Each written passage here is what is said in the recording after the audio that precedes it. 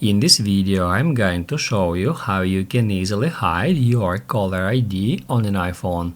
Be sure to watch the video to the very end so you don't make any mistakes.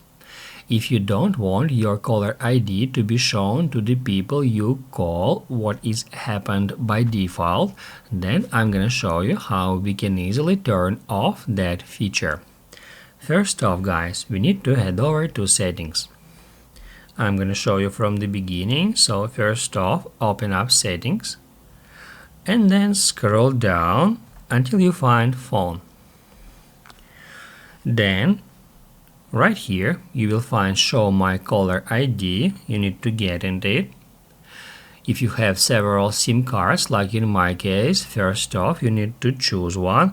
We can configure showing or hiding caller ID for each SIM card separately.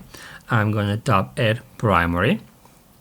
And now here we can control showing of our caller ID by toggling on or off that feature.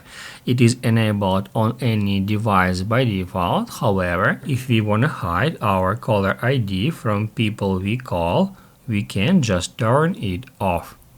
The same we can do with another SIM card. If this video helped you out, don't forget to hit the like button.